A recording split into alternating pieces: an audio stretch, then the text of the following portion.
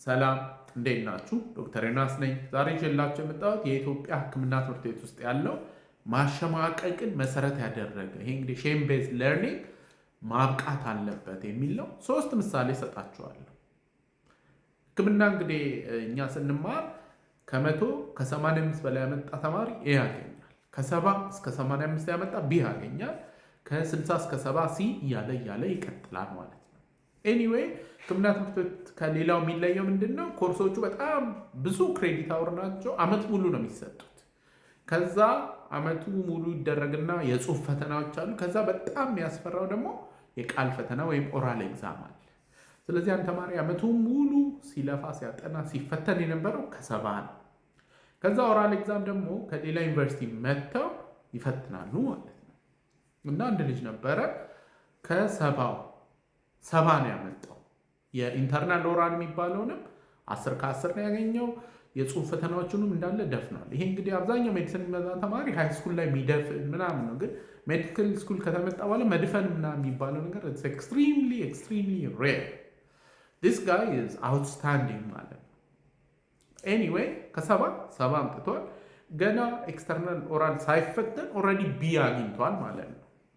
ኤኒዌይ ኤክስተርናል ኤግዛማይነሩ ገና 70 ሲሆን አልተመቻቸውም ጭራሽ። ከዛ እንዴት 70 ምናምን ከዛ ሲጠየቁትም በቃ የሆነ እንትን ደስ አላላቸውም ነገር። ከዛ ይሄ ልጅ መውደቅ አለበት። አይ ልጁማ እንዴት ይወድቃል? ኦልሬዲ እኮ ከ70 አምጥቷል። ስለዚህ ጥያቄው ኤ ነው የሚያገኘው ወይስ ቢ ነው ሲባል አይቻልም፣ ይሄ ልጅ መውደቅ አለበት ብለው ከ30 ኔጌቲቭ ሰጡት ማለት ነው። እና ይሄ ሕክምና ትምህርት ቤት ውስጥ ኢትዮጵያ ውስጥ የተከሰተ ነገር ነው። ሌላ በጣም በብዛት የሚያጋጥም ጥቁር አንበሳ ለምሳሌ አንድ ራንደም ስም እንጥቀስ። ለምሳሌ ዶክተር ሶፋኒት የምትባል የማህፀንና ፅንስ ሬዚደንሲ ስፔሻላይዜሽን ተማሪ አለች እንበል እና እዛ ስትማር እንግዲህ ሲኒየሮቹ ምናምን በቃ ለነፍሰ ጡር እናት እንክብካቤ ማድረግ አለብሽ ምናምን ይላታል። እሷም ልክ በተማረችው መሰረት ነፍሰ ጡር እናቶች ሲመጡ በቂ ረፍት ያስፈልጋል። ከዛ በኋላ የእርግዝና ክትትል ማድረግ አለብሽ።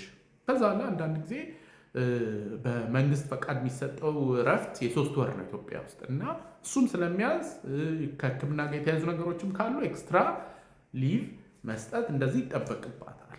ከዛ እሷ ሬዚደንሲ የተማረች ስታረግዝሳ እንዴት ነው ብለን ስንመለከት በጣም ያሳዝናል። አንደኛ ስታረግዝ ለወንድም ለሴትም ለሁሉም ተማሪ በየአመቱ የ1 ወር ረፍት አለ። የ1 ወር ረፍት ብቻ ነው የሚሰጣት። ከዛ ደግሞ አንዳንድ ትንንሽ ሞዲፊኬሽኖች ለምሳሌ የወሩ አጋማሽ ላይ ብትወልድ ልክ ምጥ ሲመጣ በተፈጥሮ ብትወልድ ከዚህኛው አጋማሽ እስከሚቀጥለው አጋማሽ 1 ወር ማድረግ ይቻላል። ግን አይቻልም ነው የሚሉት። 1 ወር ሙሉ እንትማር ለመማር ነው ለመውለድ ነው የመጣሽው ምናምን የሚሉ ሙድ አለ። ከዛ በኋላ 1 ቀን ትርፍ ከ1 ወሯ ለወንድም ለሴትም ከሚሰጠው ትርፍ ቀን አይሰጣትም። የእርግዝና ክትትል ማድረግ አትችልም በስራ ጫና ምክንያት። በጣም ብዙ ሴት የማህፀንና ፅንስ ሐኪሞች እስከ ሌሊት ድረስ እነሱ ነፍሰ ጡር ነው ወራቸው ገብቶ እየሰሩ እዛው ድንገት ምጥ ይዟቸው የወለዱ በጣም ብዙ ናቸው።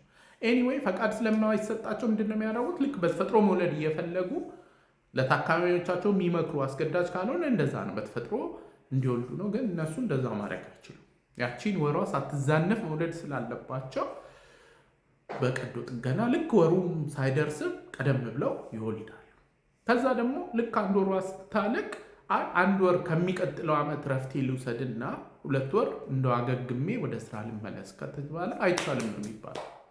ወይም ደግሞ ስፔሻላይዜሽን ትምህርቴን ከጨረስኩኝ በኋላ አሁን 1 ወር ኤክስትራ ረፍት ልረፍና በኋላ ላይ እንትን ልበል ሲል አንቺ ለመውለድ ነው የመጣሽው ወይስ ለመማር ነው ምናምን እና ይሄ የሚያስደግሙ ሲኒየሮች አሉ እና በጣም ተሳቀው ነው።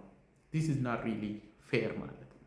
3ኛው እንደ ቦታውን ዲፓርትመንቱን ልተውላችሁ እና አንድ ሬዚደንት ሐኪም አለ እና ሐኪሙ አንድ ታካሚ ይመጣል።